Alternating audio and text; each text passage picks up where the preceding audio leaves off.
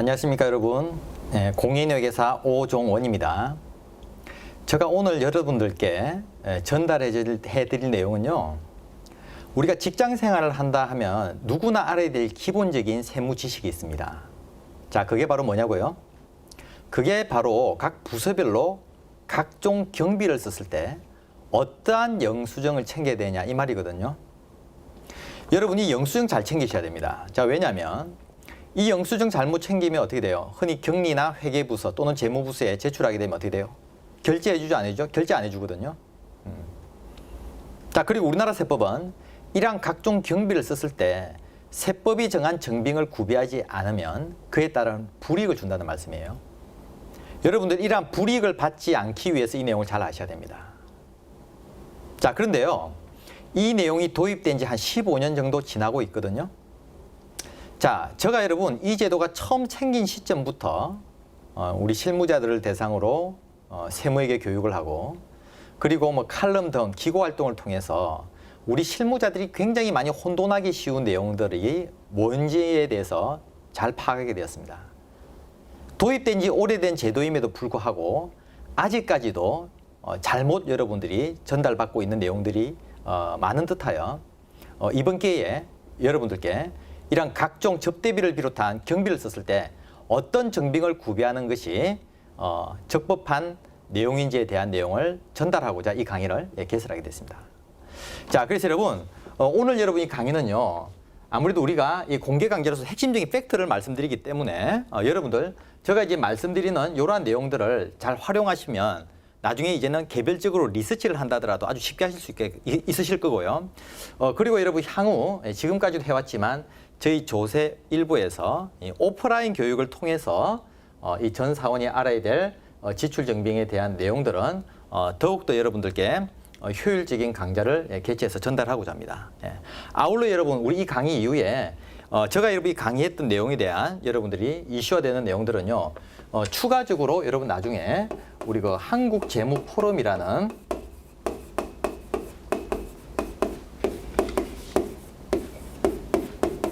곳에 여러분 제가 필요한 내용들을 올려놓으니까요, 필요하신 분들은 나중에 여러분들이 추후 잘 활용하시게 되면 더욱더 우리 오프라인 교육과 더불어서 효율적이실 것으로 예상이 됩니다. 자, 그럼 여러분 우리 본 강의 진행 한번 해보도록 하겠습니다. 자, 여러분 여기 보면요, 전 사원이 알아야 할 접대비 등 경비 지출이라고 되어 있죠. 자, 여러분 이 경비라는 게 뭡니까? 쉽게 말하면 여러분이 어떤 모든 부서에 근무하신다 하더라도 발생하는 경비, 쉽게 말하면 회사 업무와 관련돼서 쓴 돈입니다. 그런데 이 돈 쓴 것 중에서요, 가장 대표적인 지출에 뭐가 있냐면 우리 흔히 접대비라는 게 있거든요. 자, 접대비.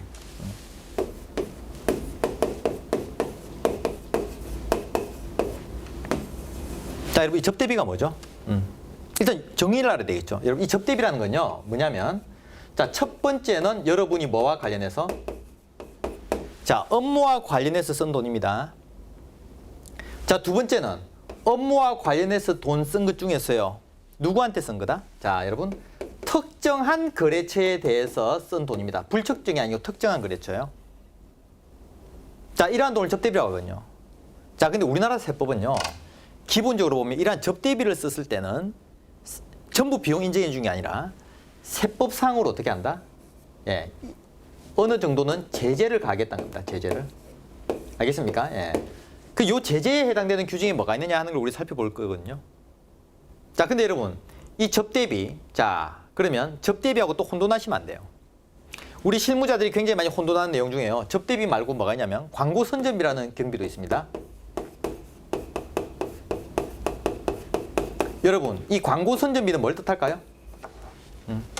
자, 이 광고 선전비는요, 일단 첫 번째 업무와 관련해서 쓰는 돈은 맞아요.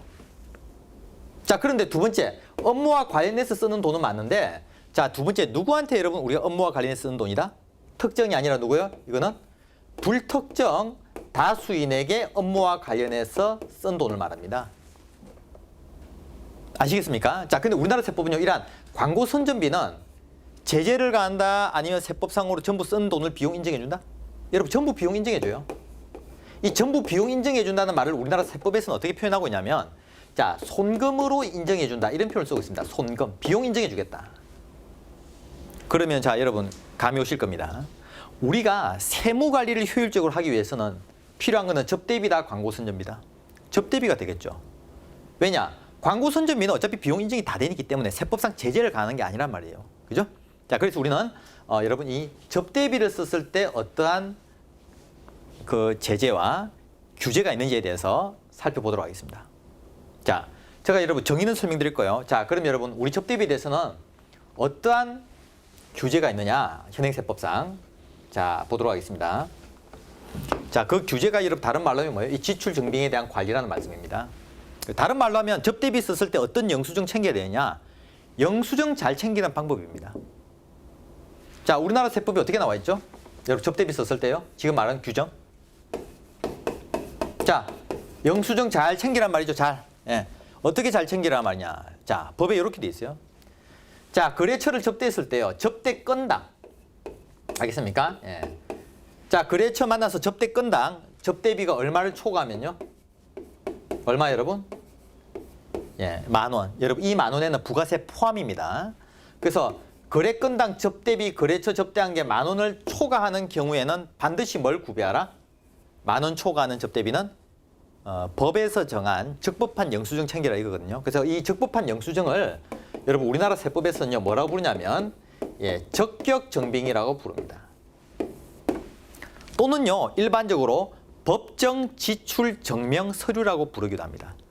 그러니까 과세관청 입장에서 바라볼 때 이 영수증 챙기면 제일 잘한 걸로 보겠다는 겁니다. 아시겠죠? 자, 그러면 여러분 이러한 적격 증빙에는 뭐가 있을까요? 10,000원 초과일 때, 거래처 접대했을 때 구매된 증빙 서류. 자, 한번 볼까요? 자, 가장 대표적인 게 첫 번째 뭐다? 자, 여러분 세금 계산서라는 게 있습니다. 세금 계산서. 예. 자, 여러분 두 번째 증빙에 뭐가 있죠? 부가세 안 붙은 계산서 있죠? 맞습니까? 자, 거래처 뭐 행사에 화환 보냈다. 이 화환이 대표적인 면세거든요. 자, 이런 경우에 받아야 될 여러분 증빙 서류가 바로 뭐다? 면세 계산서라고 있습니다. 예, 면세 계산서. 자, 여러분 그리고 세 번째 가장 여러분 또 많이 발생하는 증빙에는 뭐가 있죠? 여러분 우리 거래처 접대할 때 식사하고 나서 뭐로 결제 많이 해요? 자, 신용카드로 많이 결제하죠. 그래서 이 신용카드로 결제한 신용카드 매출 전표도 어디에 들어간다? 신용카드 매출 전표도 이제 요것도 여러분 적격 증빙에 들어갑니다. 아시겠습니까? 자, 그런데 여러분 여기서 조심하셔야 될 게 있어요. 자, 뭐냐면 여러분 이때 말하는 신용카드 있잖아요. 자, 무슨 카드 된다? 개인 카드 된다 안 된다? 자, 여러분 우리나라 세법은요 10,000원 초과하는 접대비를 썼을 때는 카드 쓰게 되면 반드시 무슨 카드 쓰라? 법인 카드 쓰라는 겁니다. 법인 명의 카드. 개인 카드는 안 돼요. 아시겠습니까? 자, 그리고 여러분 현금 영수증 아시죠? 우리 마트 같은 데 가면 발행해주는 현금 영수증. 요 현금 영수증도 자, 거래처하고 식사하고 접대하고 현금 영수증 발급받은 거 요것도 적격 증빙이 되거든요. 자, 적격 증빙이 되는데요. 현금 영수증의 경우에는 우리가 실무상 소득 공제용으로 발급이 되기도 하고 자, 또 다른 하나는 뭐다? 흔히 지출 증빙용으로 발급이 되기도 합니다. 자, 근데 거래처를 접대하고 자, 10,000원 초과하는 거래처를 접대하고 발생하는 자, 현금 영수증은 무슨 용도로 발급받아야 된다? 예, 여러분 현금 영수증도 카드하고 똑같은데요. 뭐로요? 지출 증빙용으로 발급받았을 때만 우리나라 세법은 뭐로 인정해준다? 여러분 적격 증빙으로 인정해준다는 말씀이에요. 이해되시죠? 자, 그러면 여러분 거꾸로 말씀드리면 이 말이에요. 자, 만일에 거래처를 접대했는데 건당 접대비가 10,000원까지 발생했을 때는 예, 10,000원까지. 자, 10,000원까지 발생했을 때는요. 카드의 경우에도 임직원 개인 카드로 결제해도 되고 현금 영수증도 지출 증빙용이 아닌 뭐다? 소득 공제용으로 발급받아도 됩니다. 아시겠습니까? 자, 두 번째는요. 만일에 거래처하고 여러분 식사를 했어. 자, 삼겹살 먹었는데 50,000원 나왔어요. 자, 근데 개인 카드로 결제했습니다. 자, 이렇다면 어떻게 될까요? 법인 카드가 아니고 개인 카드로 썼다. 만일에 10,000원 초과는 접대비가 발생했는데 자, 이 경우에는요. 50,000원 밥 먹은 것을 전액 비용 인정을 안 해줘요. 알겠습니까? 예, 전액 비용 인정 안 한다. 자, 여러분 우리는 전액 비용 인정 안 한다는 걸요. 우리나라 법인세법에서는 뭐라고 부르냐면 조금 유식하게 세법에서는 뭐다? 손금불산입한다 이런 표를 써요. 어렵죠, 그죠? 손금불산입. 예, 여러분 이 말이 뭐냐면 세금 신고할 때 비용 인정 전액 안 해주겠다는 의미입니다. 여러분 아시겠습니까? 자, 그래서 여러분 요 개념 제가 이제 말씀드릴 거예요. 자, 두 번째 우리가 여러분 접대비하면 항상 빼놓을 수 없는 게 또 있죠. 또 다른 하나가 바로 뭐다? 경조사비죠. 거래처 경조사비.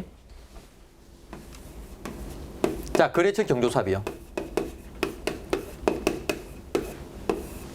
자, 여러분, 이 거래처 경조사업이 나갈 경우에는 그러면 어떻게 되냐?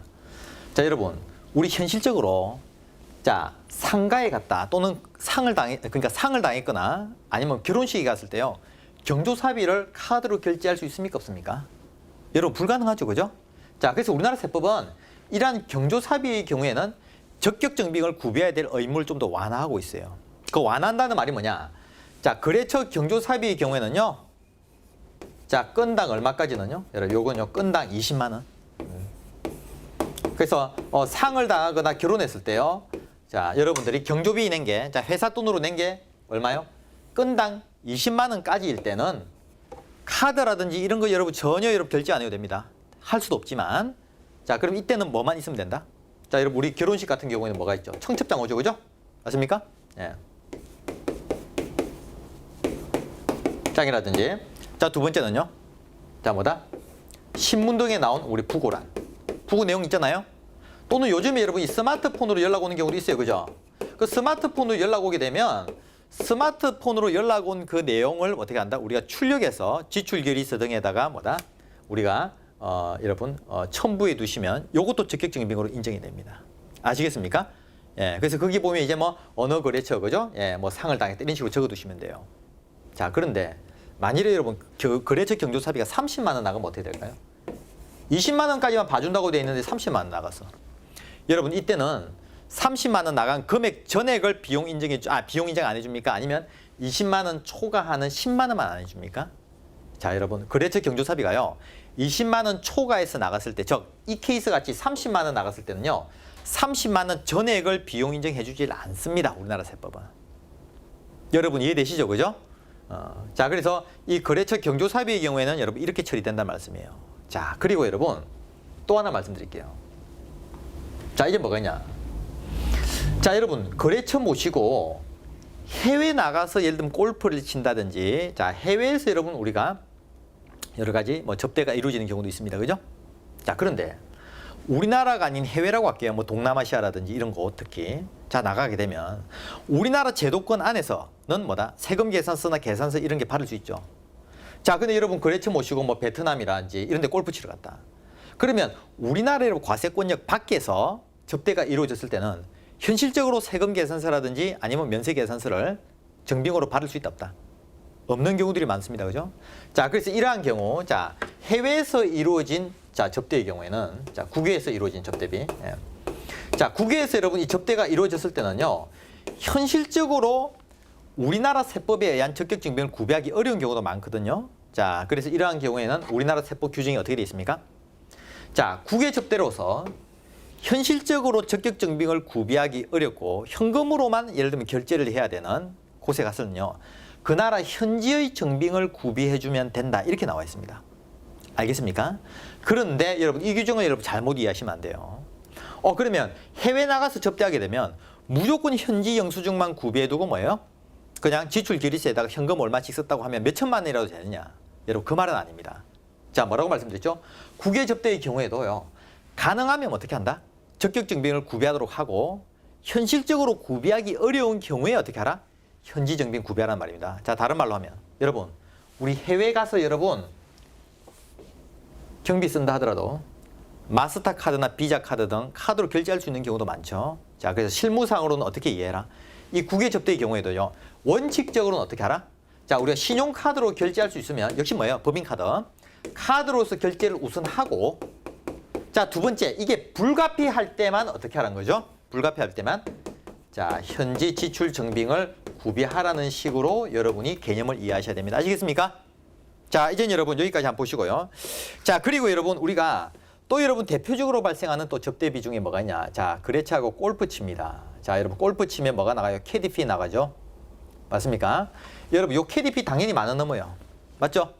자, 그런데 이 KDP는요, 정확하게 말하면 KD한테 드린 팁의 개념이거든요. 현실적으로 적격증빙 구비할 수 있다 없다? 여러분 구비할 수 없습니다. 아시겠습니까? 그래서 요 골프장 여러분 이 KDP의 경우에도요, 자, 우리나라 국세청의 해석에 의하면 어떻게 돼 있다? 여기 거래처 접대 목적의 KDP 발생했을 때는 현실적으로 여러분 적격증빙 구비 못 하잖아요. 자, 근데 우리나라 세법은 이 KDP에 대해서도 접대 목적이라면 어떻게 한다? 비용 인정을 한다? 아니면 전액 손금 불산입한다? 전액 손금 불산이 받도록 되어 있습니다. 이해되시겠죠?